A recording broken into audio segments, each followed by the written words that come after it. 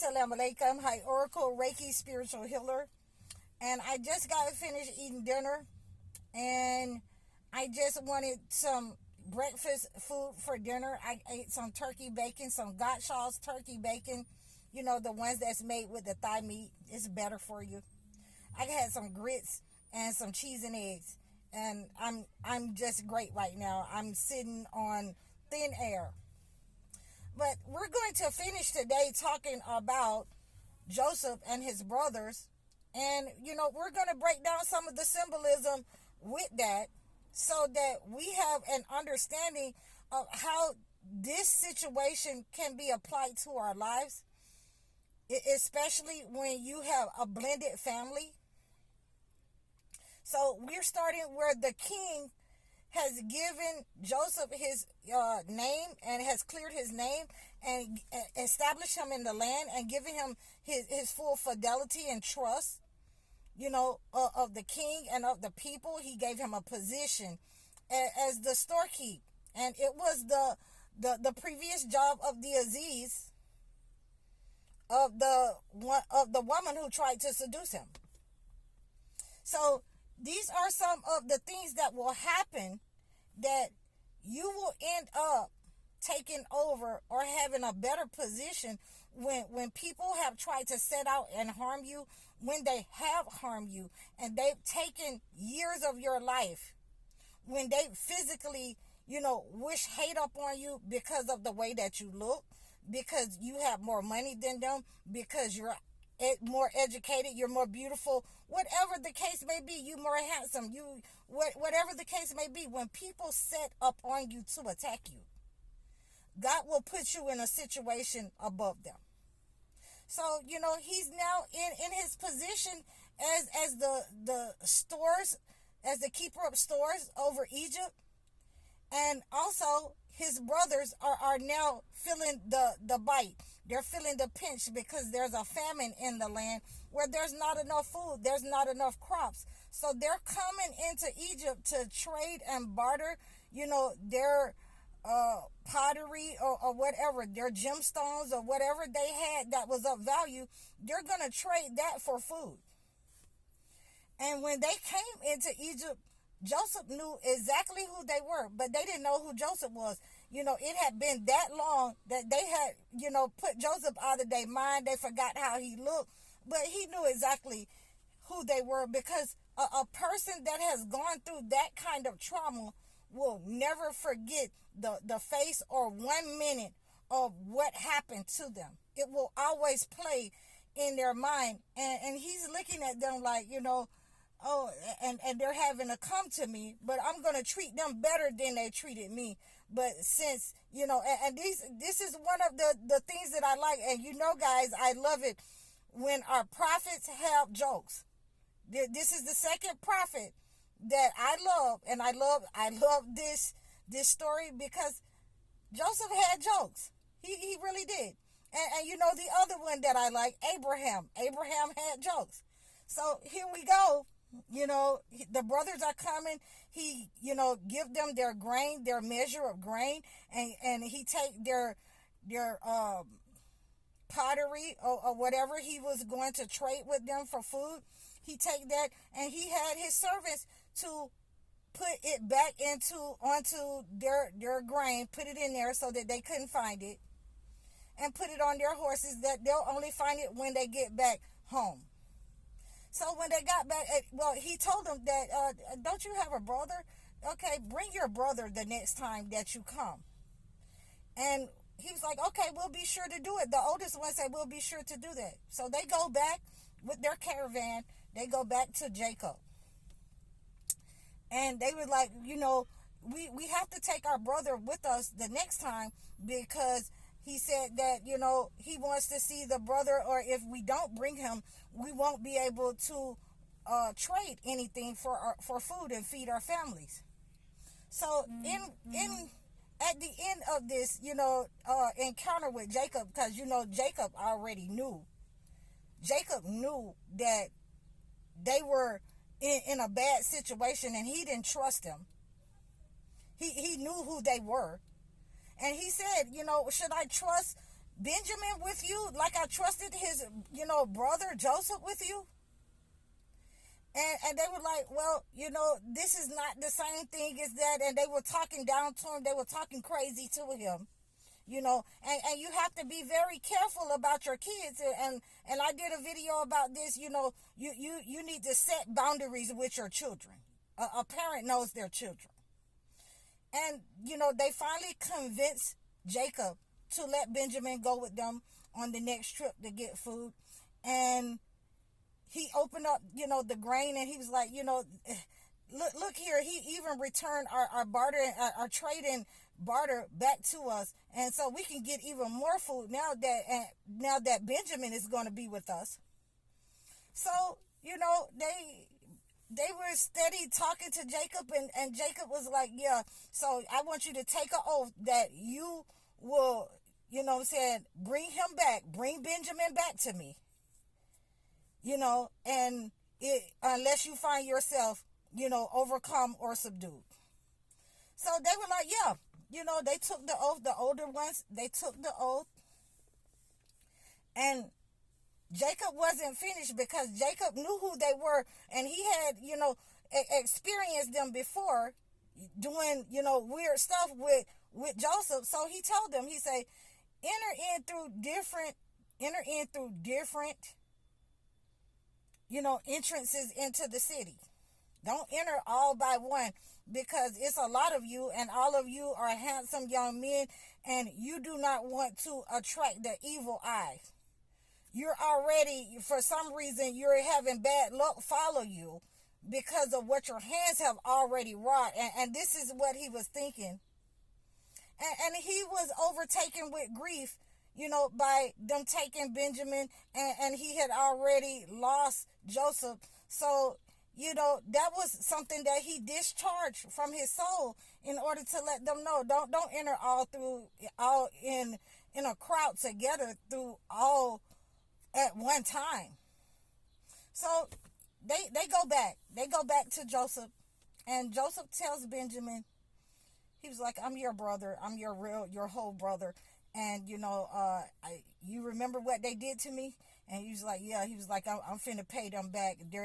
I'm finna pay them back right now. So, don't say nothing, but I'm finna take you as my slave. And this was like, this is the best joke that he could have ever played on them, to remind them that we are human beings. Whatever you do in life is a full circle. It's going to come back to you. Or God will make the person that you hate and despise and that you try to unalive come back and be over, and you will be subordinate to this one. So, at this point, they had got all their grain, and they were getting ready to leave the city. And so one of the king's men, one of Joseph's men, said, hey, wait a minute. One of you have taken the king's cup, the king's beaker, the golden cup. And it was like, his brothers were like, we didn't come here to make any kind of mischief or anything like that. We came here just to get some food for our families, and we're going to go back home. And they was like, so what is the penalty if we find a cup in one of your bags? What is the penalty? So the oldest brother say, then you will hold that one as bondsman. And that means that one is to be kept to atone for the crime. So at this point, they was like, they're not going to find this with anybody because it's not us. It might have been the people before us. So when they checked everybody's bag, and when they got to Benjamin's bag, they pulled it out of his bag. And so they started taking him, on back over there with Joseph, and taking him all into the kingdom, taking him all back. They were like, hold up. Take one of us instead. And the oldest ones was looking at each other because they knew that he had made a covenant and had taken an oath from Jacob, the father. And at this point, they were in, terrible peril. They were just, they was like, oh no, we can't take one of you. We have to take the person who we found our cup, our property. We have to take that person. And they were looking at each other. They was like, we don't even know what to do. They were sick. They were sick to death. And these are the type of things that you will go through and people will go through when they have plotted your downfall. These are the type of things that will happen to people, that chosen ones will just sit back and just let it happen because they have no control over the situation. So now he's telling the other older one, I'm going to stay here in this land until God commands me to leave, or until I'm forced to leave.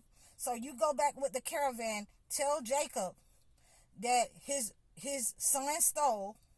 And so Joseph is listening to them and he's telling the other brother, and his other brother stole before him. So this runs in the family. So Joseph is just looking at him and listening to him tell lies and continuing to tell lies. So Joseph said in his heart, that you're the one, worse situated, buddy. And you still going to tell lies in my face. So the other brothers went back with the caravan, and they told Jacob that his son had stolen, and they could not foresee that he was, going to steal. And, he had been detained in Egypt. And so Jacob said, this is a story that you've made up. And he became so sick, and he became so full of grief, Jacob, that he became blinded. His eyes became white, and he got sick and started to go blind. And so he was like, I want you to go back to Egypt and ask about, the brother Joseph. Ask about your brother Joseph. So he was like, man, you're gonna kill yourself thinking about Joseph. You're gonna, and they were talking crazy to him. So they decided to go back, and said, and they were begging Joseph at this point for charity. And Joseph was soft-hearted. He was very soft-hearted. And most chosen ones are. They soft-hearted. Even though they got jokes, but they soft-hearted. They got cruel jokes, but they're soft-hearted. So, and when he went back and he was like, are you Joseph? And he was like, yeah, I'm Joseph. I'm your brother Joseph. And, I couldn't even, he couldn't even withhold it anymore because they were begging for charity. They were hungry and they were looking sad, and they had other mouths to feed besides them. And he had made them go and then come.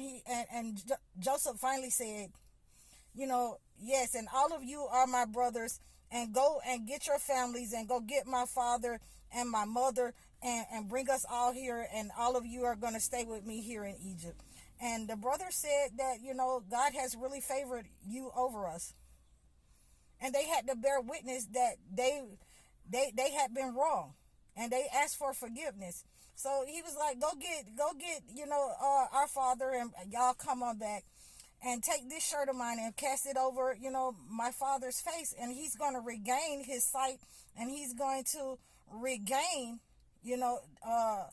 his senses. He's going to be able to see aright. So they went and did that, and they were, and everything worked out like he said. When they cast the shirt over Jacob's face, he was like, I told you that, go and inquire about, Joseph. I know from God what you know not. And, they all went into Egypt, and they all prostrated before Joseph. And Joseph said, you have made God has made my dream come true. Excuse me. God has made my dream come true. That the 11 sun and the moon prostrated before me. And he raised his family to honor his mother and father. They stayed with him. And this is one of the things that we have to understand, that in the sun and the moon and the stars in the Holy Quran, it says that it is a guidance for us. There are other means in which God has given us to guide ourselves by signposts in land and sea. But one of the ways that it specifically says that the sun and the moon are guides for us. So this story is a guide for us into our lives, how we can apply it to our lives, and hope that we can see ourselves doing good deeds and checking problems in our family when we see them happening. If we can, we cannot come in between God. We do not know what God has for some people, but usually the one of that's in your family that's being picked on, that's being belittled, that is the one that God is going to exalt, and more than likely is going to have to separate. So I hope that you have enjoyed my story. I hope that you have got a good message from this. We'll continue to visit this story, throughout with different aspects throughout our time as on this channel. And I want you to reach out to me and give me some of your aspects, what you think this story is about. Everybody has a different take. I'm High Oracle, Reiki spiritual healer. Assalamu alaikum.